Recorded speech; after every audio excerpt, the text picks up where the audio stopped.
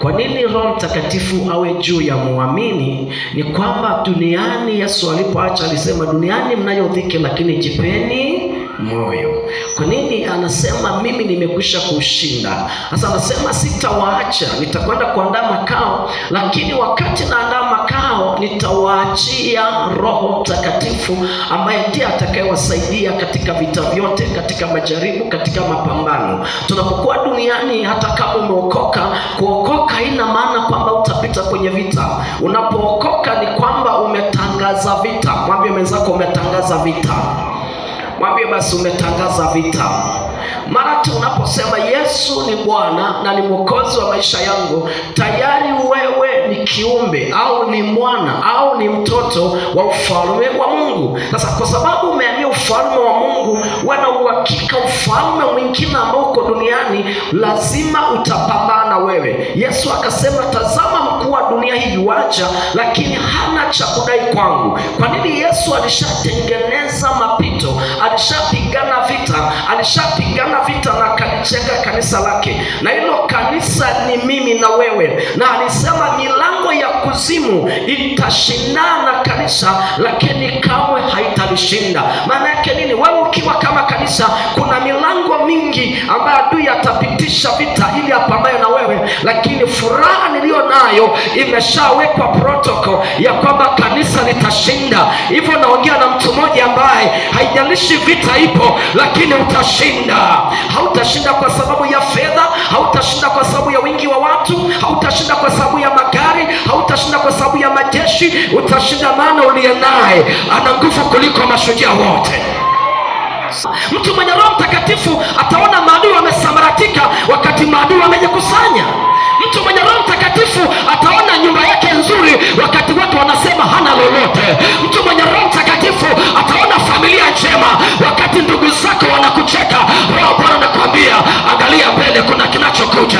Mtu mmoja apige kelele aseme, naiona kesho yangu. Mtu mwenye Roho Mtakatifu havunjiki moyo ovyo, hakati tamaa ovyo. Mtu mwenye Roho Mtakatifu akisemwa anasema, endeleeni kusema, mimi nasonga mbele. Endeleeni kunichafua, mimi nasonga mbele. Mtu mwenye Roho Mtakatifu hawezi kuacha ibada. Mtu mwenye Roho Mtakatifu hawezi kuacha maombi. Mtu mwenye Roho Mtakatifu atasoma neno. Mtu mwenye Roho Mtakatifu hata mloge vipi, baada atakanyaga uchawi na baada ataenda ngambo ya pili. Mtu mwenye Roho Mtakatifu ana imani ya kushinda wakati hajashinda. Punga mkono, sema napokea upako wa Roho Mtakatifu. Guse basi mwenzako, mwambie Roho Bwana awe juu yako. Mwambie kuna upako utashuka leo na utatembea kwa viwango, utadansi kwa viwango.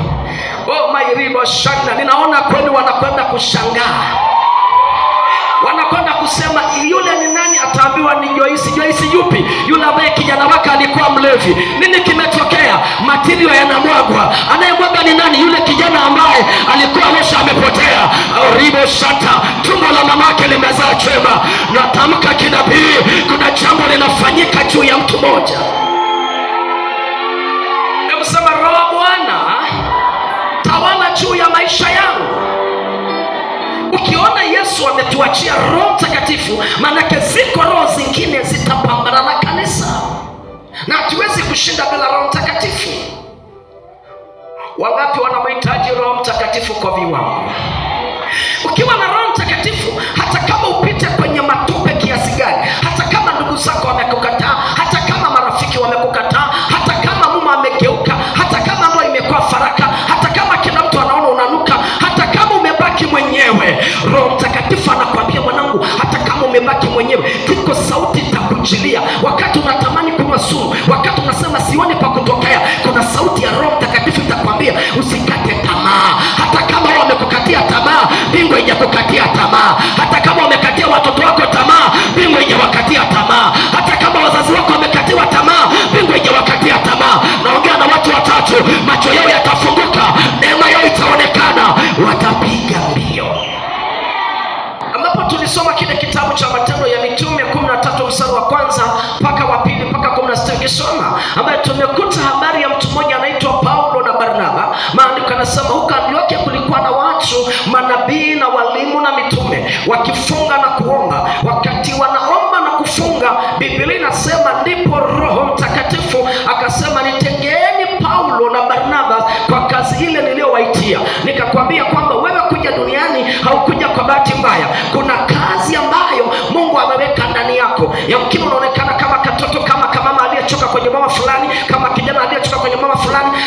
habari njema niliyo nayo, kuna kitu Mungu ameweka ndani yako. Wewe umesoma hujasoma, lakini ile kwamba umeruhusiwa kuja duniani na unaishi, kuna kitu Mungu anataka ufanye. Nami nataka nimwite Roho wa Bwana baada ya maombi haya, baada ya somo hili, baada ya ibada hii, kuna watu watakwenda kwenye position zao, kuna watu watakwenda kwenye level yao. Si kama naongea na watu watatu wanaopiga kelele wakisema naenda level ya baraka. Kuna kazi Mungu amekuandalia, lakini kabla hujafikia ile kazi, kuna watakaonyanyuka kukupinga na kukuzuia. Kilichosababisha Paulo aende kwenye level ni kwa sababu walikuwa kwenye maombi, wakifunga na kuomba. Kama ambavyo umekuja ibadani, hapo ndipo Mungu atashuka, atasema Esther, saa yako ya kwenda kwenye biashara imefika. Raheli, saa yako ya kwenda kwenye viwango imefika. Saa yako ya kwenda baraka kwenye viwango imefika. Nami nataka niongee na mtu mmoja anayenisikiliza, liko jambo la baraka. Roho Bwana anakwenda kukupa mahali fulani. Sema basi amina kama unanielewa. Sema amina kama unanielewa. Kanisa ambalo linamwabudu Mungu huku pia linawaza juu ya ushetani sana. Maana yake wanajenga hofu kwamba tutakufa hivi na hivi. Maana yake hilo kanisa linakaribia kufa kiroho. Kanisa ambalo Yesu ameacha duniani ni kanisa ambalo limejazwa nguvu za Roho Mtakatifu, na kwa sababu limejazwa nguvu za Roho Mtakatifu, hawaogopi vita, hawaogopi magonjwa, hawaogopi dhihaka, hawaogopi hali ya hewa. Watakiri ushindi katikati ya vita. Nami naongea na mashujaa hapa ambao katikati ya vita wanakiri ushindi, hawaoni kufa, wanaona kuinuka. Piga kelele, sema sitakufa bali nitaishi. Sema fire, sema fire. Ninaona mashujaa ambao wakipita mahali kuzimu itapata shida, wakipita mahali wachawi watapata shida, wakipita mahali kila kilichosimamishwa kwa pinga kitaanguka. Sema amen. Sema amen. Guse mwenzako, mwambie wewe ni shujaa. Yesu akasema kwenye kitabu kile cha Yohana mlango wa 4 mstari 23 hadi 25, anasemaje? Nasema saa inakuja na saa ipo ambao waabudu halisi watamwabudu Baba katika roho na kweli. Hebu tusome wote. Sema saa inakuja. Sema saa inakuja na saa ipo ambao waabudu halisi watamwabudu Baba katika roho na kweli. Kwa maana Baba awatafuta watu kama hawa wamwabudu. Mtu aliye na nguvu za Roho Mtakatifu ataona kesho yake, ana imani ya kumiliki anachotaka. Kwa nini? Ana nguvu inayomfanya kushinda pito. Saa inakuja na saa ipo, waabudu halisi watamwabudu katika roho na kweli. Punga mkono, sema Roho wa Bwana na kuhitaji leo. Sitaki kuwa mwenyewe. Kusema si mwenzako, mwambie hii shida unayokutesa, kuna nguvu ya Roho Mtakatifu itakuinua leo na hutakuwa kama ulivyo. Roho Mtakatifu ndiye parapanda ikilia nyakati za mwisho, maana hatujui saa wala dakika. Atakayetunyakua ni Roho Mtakatifu. Atakaye kusaidia ushinde dhambi sio chochote, ni Roho Mtakatifu. Atakaye kusaidia kushinda maadui ni nani jamani? Ni Roho Mtakatifu. Tunapoomba au unapoombaga, namwambia mtu kuanzia leo umepona, kuanzia leo beba mimba, kuanzia leo unashinda. Huwa anayetengeneza ile neno liweze kuleta maana ni Roho Mtakatifu. Na ndio maana wanaosoma kitabu kile cha Mwanzo, maandiko yanasema hapo mwanzo kulikuwa na giza, nchi ilijawa na maji. Mungu akasema kuwe nuru. Alipotamka kuwe nuru, Roho Mtakatifu alikamata hilo neno akaifanyia kazi. Kwa hiyo leo nitakapoomba mahali hapa, maneno nitakayotamka, nitakachokuombea, Roho Bwana atachukua hilo neno nitakalotamka, litaleta uponyaji kwenye maisha ya mtu. Sema leo na mimi nitatamka, alafu kitu kitatokea. Una imani jamani?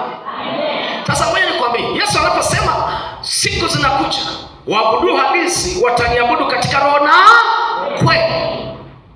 Tamoja mwili, swala la kuabudu sio swala la kumbembelezea mtu, ni swala la kila moja kujitoa kwa Mungu. Yaani kuokoka au kumwamini Mungu au wokovu sio kitu cha kubembelezewa. Yesu akasema anayetaka kunifuata Sema jikane. Kwa hiyo sio swala la kwenda kuongea jirani yako. Ndio maana kuokoka sio swala la mume, sio swala la mke, ni wewe mwenyewe na Mungu. Na ndio maana parapanda ikilia ni wewe utaenda mwenyewe, hautaenda na mtu mwingine. Kwa hiyo swala la wokovu ni swala la kwako mwenyewe, ni swala la mtu binafsi. Sema fire. Sema fire. Sema fire. Sema fire. Lakini kabla hujaenda mbinguni, kuna kazi unatakiwa ufanye hapa duniani.